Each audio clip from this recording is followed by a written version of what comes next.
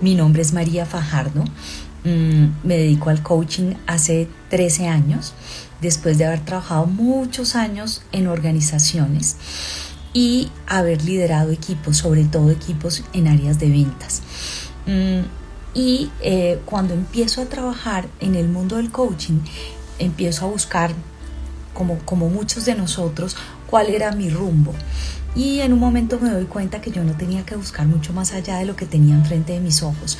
Y es que desde mi primera experiencia laboral tuve la oportunidad de ser líder, de acompañar equipos de trabajo, sin tener mucha experiencia, sin saber mucho cómo se lideraba equipos, cómo realmente yo podía acompañar a otras personas. Y de ahí en adelante no recuerdo un solo cargo que yo haya tenido a nivel de organizaciones donde no haya tenido gente a cargo.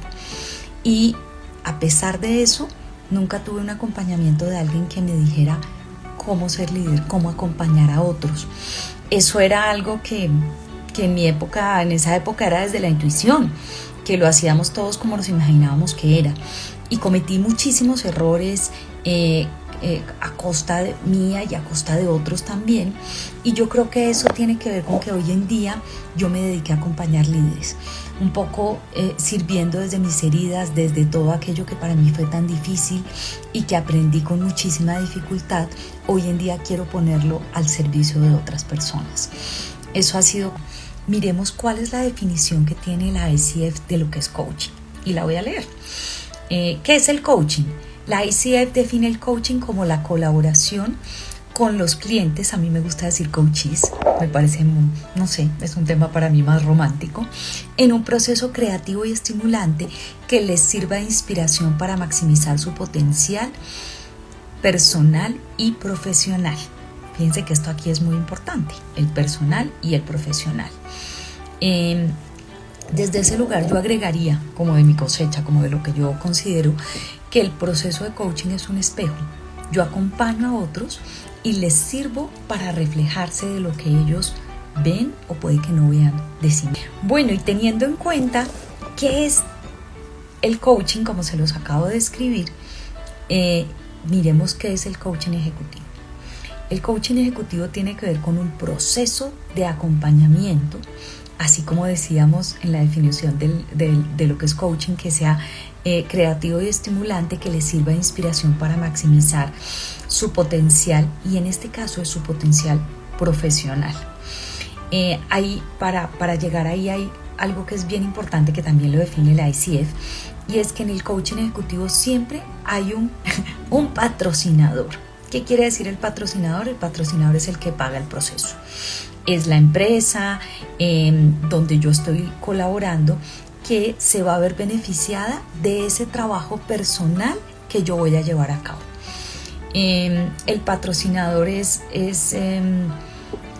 digamos que está representado por la persona de talento humano que nos contrata a nosotros como coaches, como empresas de coaching, para llevar a cabo el proceso. Y también está el cliente. Por ejemplo, en este momento estoy en un proyecto muy grande con un banco colombiano, en el que estamos trabajando no solamente con los líderes, que eso es lo bonito, sino con personas que no tienen cumplimiento de sus resultados. Y no necesariamente cuando hablamos de líderes, todos somos líderes, pero son personas que tienen gente a cargo. Esa es como la distinción a nivel de organizaciones. Entonces, por eso digo que no necesariamente cuando hablamos de coaching ejecutivo es cuando estamos hablando en el marco organizacional, bien sea que tienen gente a cargo o que no tienen gente a cargo.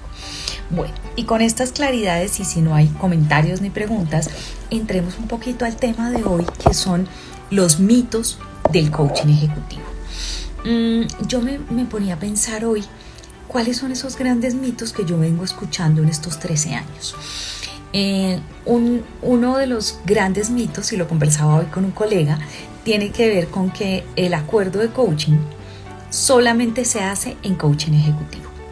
Y para los que no conocen o no son coaches, les voy a hablar un poquito de qué es el acuerdo de coaching. El acuerdo de coaching lo define la ICF como el marco de un proceso de coaching, de cualquier proceso de coaching. Entonces, ese es digamos, el desafío del primer mito. Y es que siempre que llega una persona a mi consulta No importa que sea coaching ejecutivo, que sea coaching de parejas, que sea coaching de vida, lo que sea que llegue la persona, es importante que haya una primera sesión que se llama sesión de encuadre. ¿Qué es la sesión de encuadre? Es una sesión donde definimos qué es lo que tú quieres trabajar dentro de este proceso. Y ustedes me oirán que yo siempre les voy a hablar de proceso. ¿Por qué? Porque yo no creo en sesiones aisladas. Es decir, que tú vengas a mi consulta y que trabajemos un día y que tú pretendas que ese día va a cambiar tu vida. Así no funciona. Mis queridos amigos, esto no es magia. Necesitamos que haya un proceso. Yo recomiendo personalmente, idealmente, que sea 10 a 12 sesiones para que la persona pueda, digamos que, trabajar y desafiar sus creencias limitantes a partir de un acuerdo de coaching que se define en esta sesión de encuadre. Cuando la persona viene y toma solamente 1 o 2 sesiones, va a ser un proceso muy bonito. Yo no les digo que no. Y voy a ver cosas. ¿Qué es lo, digamos que desde mi punto de vista un poco, entre comillas, irresponsable, que queda abierto el proceso? Es decir, es como cuando ustedes tienen una herida y ustedes no la sanan y la herida queda abierta, pasa exactamente lo mismo. Y es que empiezo a ver cosas de mí, empiezo a querer trabajar temas diferentes de mí y resulta que esos temas no tienen una continuidad y al no tener una continuidad quedan abiertos. Y puede ser peor el remedio que la enfermedad. Entonces es bien importante que tengamos en cuenta que necesitamos un proceso. Dentro de ese proceso pues hay un marco. ¿Cuál es el marco? El acuerdo de coaching. En ese acuerdo de coaching que vamos a definir, yo recomiendo que se definan tanto en coaching ejecutivo como no ejecutivo, pero acá que nos estamos concentrando en coaching ejecutivo, máximo 3 objetivos. 3 objetivos a trabajar que tengan que ver con competencias organizacionales que la persona requiera trabajar. Que es importante también en ese espacio de sesión de encuadre, que no solamente esté el coachee, sino esté su jefe y estoy yo. Me pasó hace poco en una organización que cuando llegué a este proceso, y lo había aclarado que era la sesión de encuadre con los 3, llegué y era solamente con su jefe. Esto no es ideal desde mi punto de vista. ¿Por qué? Porque lo que queremos en una sesión de encuadre es alinear expectativas. Cuando yo estoy alineando expectativas, abro una conversación donde el jefe nos cuenta qué es importante y por qué está buscando un coach, donde el coachee nos cuente también si está de acuerdo, si le hace sentido o no le hace sentido. Recuerden que en una sesión de coaching nunca vamos a trabajar lo que quiere el patrocinador, sino lo que quiere el coachee. Si yo me voy a ceñir, y esto puede ser un segundo mito, si yo me voy a ceñir a lo que quiere la organización, pero al coaching no le hace sentido, es mejor que no tenga coaching. ¿Por qué? Porque el coaching está basado en que la persona quiera querer. ¿Qué quiere decir que quiera querer? Que tenga toda la disposición para mirarse adentro. Si la disposición es de la organización, yo siempre les recomiendo no se gaste el dinero. ¿Por qué? Porque a la persona realmente no va a haber un cambio desde su ser, que es lo que buscamos en una sesión de coaching o en un proceso de coaching. ¿Cuál sería el segundo mito desde mi punto de vista? Yo oigo mucho, el coaching ejecutivo es solamente para temas organizacionales, en el dominio ejecutivo o en el dominio laboral. Y ahí yo les pregunto una cosa, y si alguno quiere participar, bienvenido, y es: ¿ustedes creen que nosotros dividimos la vida en casillitas? Es decir, esta es mi vida laboral, aquí viene mi vida personal y las dos no se tocan, y aquí soy amante, y aquí soy mamá, y aquí soy amigo. Pues así no funciona. Lo que a mí me pasa en un dominio generalmente me afecta en los demás dominios. Por eso es importante entender que el coaching ejecutivo no se dedica a un solo dominio. Muchas veces me pasa, por eso es que digo que es un mito a desafiar, que llega el coachee y quiere, digamos que, pongo un ejemplo, el tema a trabajar tenía que ver con priorizar, con enfocarme y con dedicarme en lo importante y gestionar el tiempo. Y resulta que la persona llega con un tema personal y me dice, ay, pero es cierto que es coaching ejecutivo y no puedo trabajar esto. En mi caso, cuando esto llega, yo le digo a la persona, hoy vamos a trabajar lo que tú consideres que vamos a trabajar. Yo no tengo agenda. Como coach no puedo tener agenda. La agenda es del coaching, siempre.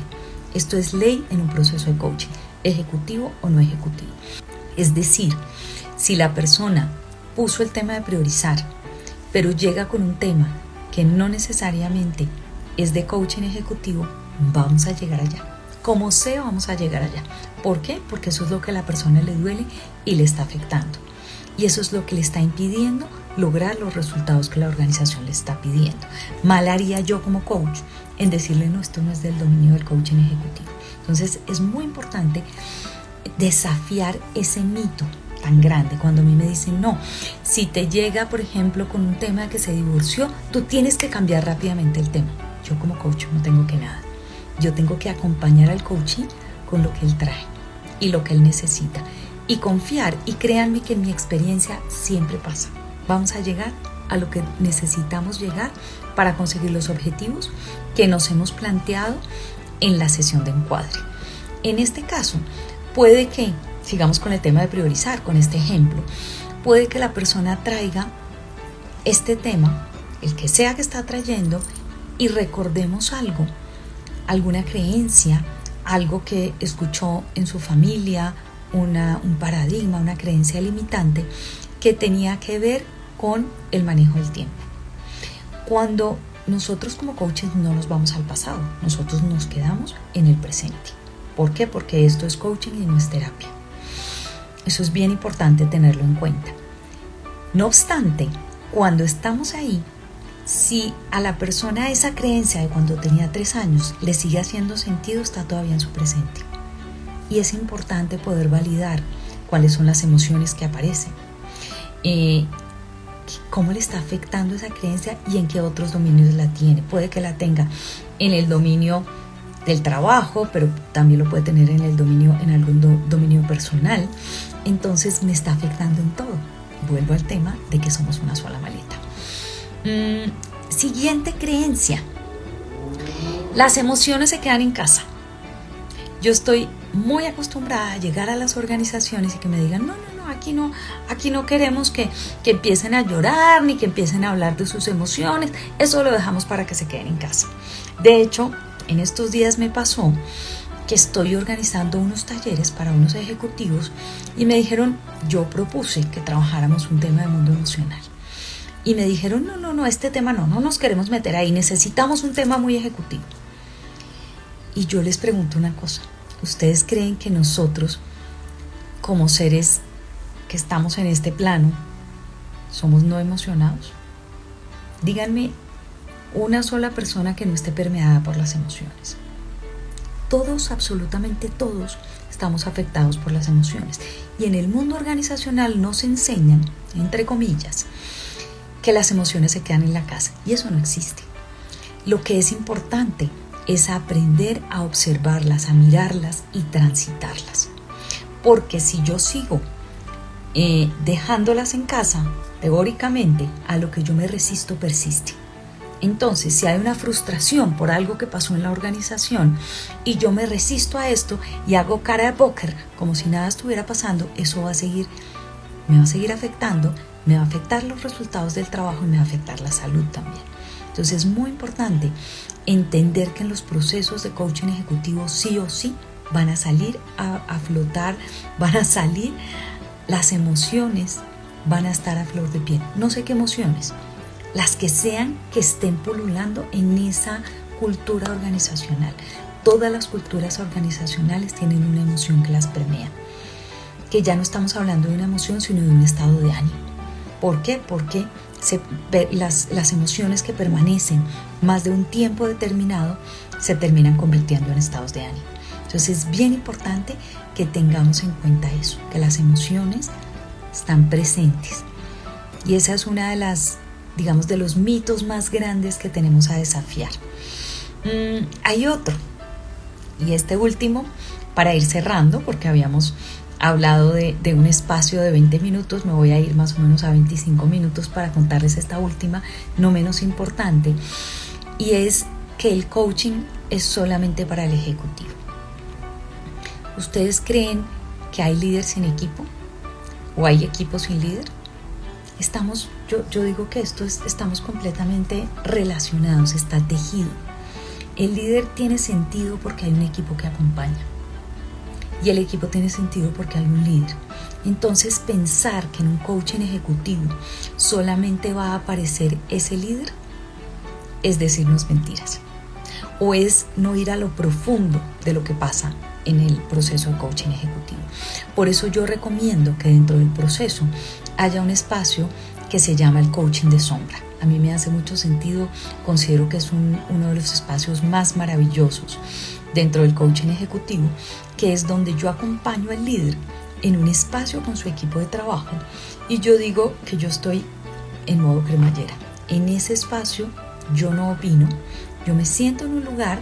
Es muy importante que si están, por ejemplo, presencialmente en una sala de juntas y todos están sentados alrededor, yo no me siento con ellos, yo me siento aparte porque yo no soy parte de ese sistema.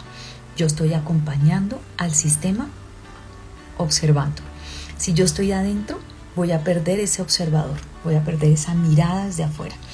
Estoy desde afuera, no opino, pero observo no solamente al líder, sino su dinámica frente al equipo de trabajo.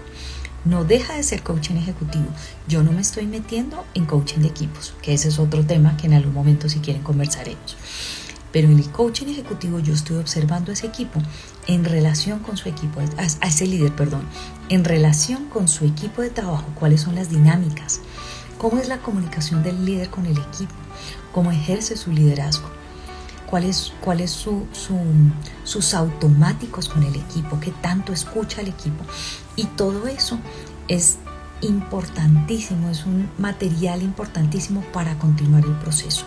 Incluso yo recomiendo que sea más o menos a la mitad, un poquito antes de la mitad del proceso, porque el observador se abre totalmente cuando tenemos el coaching de sombra. Hay cosas que la persona no está viendo de sí mismas que se abren con el proceso de coaching de sombra.